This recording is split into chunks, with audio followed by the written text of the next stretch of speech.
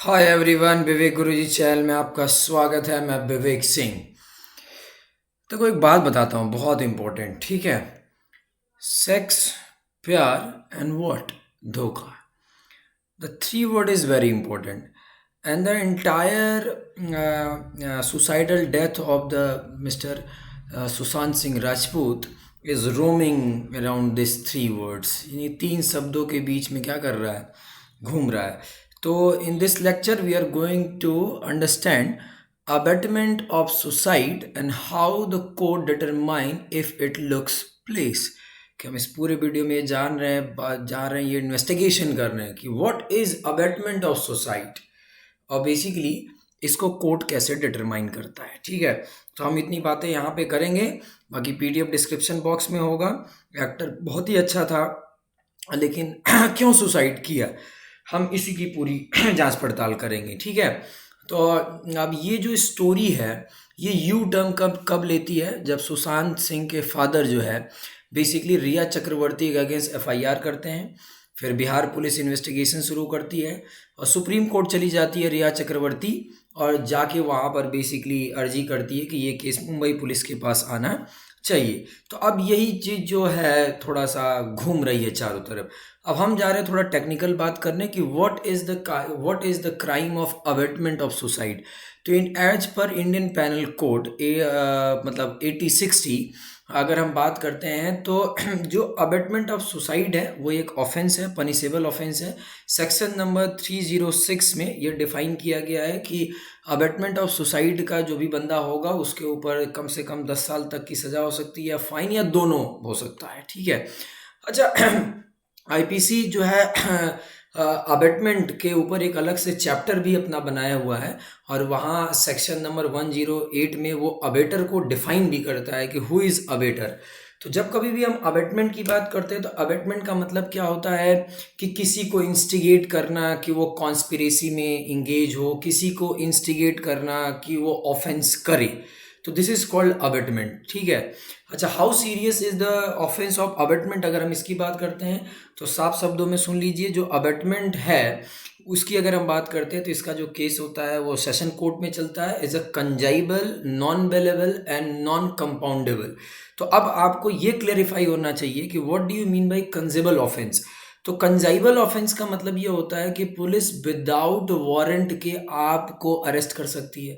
अच्छा, whenever we talk about non bailable offence, तो इसका मतलब ये होता है कि एक्यूज्ड को कोर्ट के डिस्क्रिशन पर, मतलब उसके डिस्क्रिशन पर, उसके इंडिविजुअल नॉलेज पर उसको जो है बेल दी जा सकती है, उसका अपना कोई उसमें अधिकार नहीं है। और नॉन कंपाउंडेबल ऑफेंस का मतलब क्या होता है बेसिकली कि मान लीजिए कि ए है और बी है, इन दोनों के बीच में जो है कुछ बवाल हुआ और वो कोर्ट उसकी इंक्वायरी कर रहा है, लेकिन ए और बी ने आपस में कॉम्प्रोमाइज़ कर लिया, तो इसका मतलब ये नहीं कि केस जो है वो विड्रॉ हो जाएगा, क्योंकि केस विड्रॉ नहीं होगा।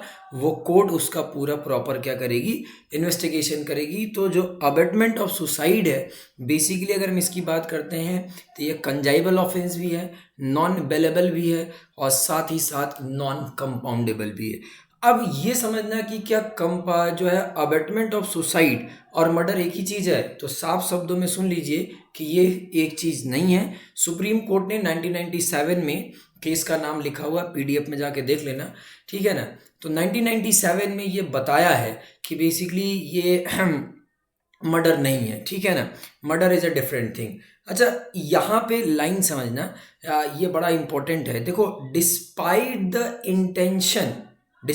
The intention of accused to drive a person to commit suicide, ये एक अलग बात है। और abetment of suicide is not the same as murder.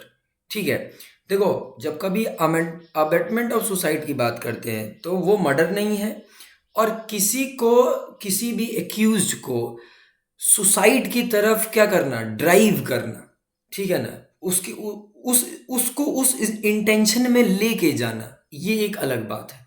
समझ में मेरी बात।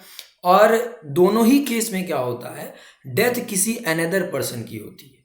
दोनों ही case, although in both cases causing the death of another person is common factor. कि अगर कॉमन फैक्टर की बात करें कि एक्यूज्ड को सुसाइड की ये इस बात के लिए कमिट करना कि वो सुसाइड के इंटेंशन में आए और अबेट करना किसी को सुसाइड करे, ठीक है ना, इन दोनों में फर्क है, ठीक है ना। लेकिन कॉमन फैक्टर इन दोनों में क्या है कि किसी थर्ड पर्सन की ही क्या होती है, इसमें डेथ होती है। अच्छा, इन द केस ऑफ मर्डर, उसमें तो आप जानते हो कि जो कमीशन होता है वो फाइनल एक्ट है कि हमने आपको मार दिया, सीधे सीधे, समझ में आया कि नहीं है। उसमें जो है एक्यूज्ड जो भी है, मतलब in the case of murder the final act of causing the death of person is committed by accused which is not the case in abetment of suicide, क्योंकि उसमें तो फाइनल एक्ट हो रहा है ना कि आपने मारा है, सीधे आपने किसी को मारा, फाइनल एक्ट है वो कमीशन, ठीक है।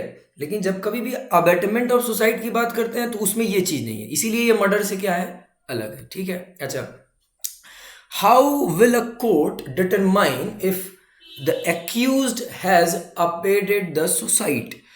अगर हम इसकी बात करें तो कोर्ट कैसे डिसाइड करता है कि जो एक्यूज्ड है उसने जो है अबेट किया है सुसाइड के लिए किसी को। तो इसमें दो इनिग्रेंट्स हैं, पहला है सुसाइडल डेथ और दूसरे नंबर पे है the second ingredient is the intention of the accused to abet such suicide, कि आप किसी के दिमाग में ये इंटेंशन डाल रहे हैं कि तुम जाओ और सुसाइड करो, ठीक है ना। तो ये दोनों अलग अलग चीज़ें। Legally whether a death is suicide और not is determine of a fact, क्योंकि कानून सबूतों पे लड़ा जाता है, दलीलों पे नहीं लड़ा जाता है। अब उसमें एविडेंस देखा जाएगा, इन सब के आधार पे सारी चीज़ें होंगी, ठीक है ना। चाहे वो दोनों ही केस की बात करो, ठीक है, सुसाइडल डेथ की बात करो या अबेटमेंट ऑफ सुसाइड की बात करो, दोनों में ही एविडेंस देखा जाएगा। अच्छा, इन कॉमन पैरेलेंस हमारे आम बोलचाल की भाषा में सुसाइड का मतलब लिटरली क्या मतलब होता है, self distraction, but suicide is never presumed, suicide को कोई प्रिज्यूम नहीं करता है। लेकिन हम आम बोलचाल की भाषा में क्या कहते हैं, अरे अपने से उन्होंने आत्महत्या कर ली, ठीक है ना, सेल्फ डिस्ट्रैक्शन। लेकिन ऐसा नहीं होता, but suicide is never presumed, suicide के बारे में कभी किसी ने प्रिज्यूम्ड नहीं किया। लेकिन self destruction is a common parlance, is a workable language. अब हम उसकी बात करते हैं। A determination of suicide is made when the deceased person is understand to have know the probable consequences of what the self harm is about to do to the person and yet does so intentionally, कि एक बंदे के दिमाग में ये determination आ रहा है कि मैं ये करूँगा तो इसके क्या क्या कंसिक्वेंसेस होंगे, इसके क्या क्या नुकसान होंगे, और वो इंटेंशनली उस काम को कर रहा है। ये बात ध्यान से सुनना। दूसरे नंबर पे, once such a determination is made the intention of the person accused of abetment of suicide is looked into. समझ में आया। और जब ये जो डिटर्मिनेशन है, जब सुसाइड हो जाता है तो इसको हम अबेटमेंट ऑफ सुसाइड के अंदर क्या कर सकते हैं, देख सकते हैं, ठीक है ना। अब ध्यान सुनना, द ओनली एक्सेप्शन, जैसे कि आपको पता होना चाहिए डाउरी को लेके एक अलग से एक्सेप्शन बनाया गया था, ओनली एक्सेप्शन, ठीक है ना, to this is the abetment of the suicide of a woman married for 7 years और less, though an amendment in 1983 is the code of criminal procedure, the law was changed to presume that the husband is guilty। जैसे है ना कि शादी हुई और 7 साल या 7 साल के अंदर में आपकी जो वाइफ है सुसाइड कर लेती है, तो जो है उसमें जो है हस्बैंड को दोषी माना जाता था, ठीक है ना, उसको माना जाता है। वो एक ही एक्सेप्शन है, जबकि इसमें जो है 1983 में जो कोड ऑफ क्रिमिनल प्रोसीजर है उसमें अमेंडमेंट हुआ बाद में, ठीक है। केवल यही एक्सेप्शन था इस चीज़ का जो अभी मैंने ऊपर बताया।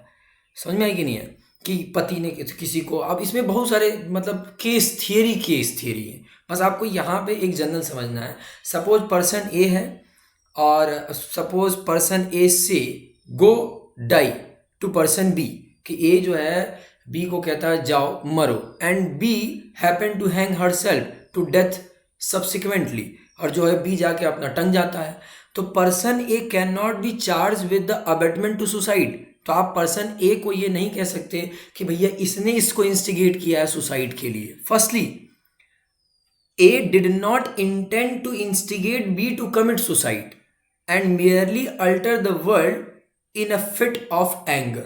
उसने तो बस कहा जाओ मरो, ऐसे तो रोज कोई बोलता है।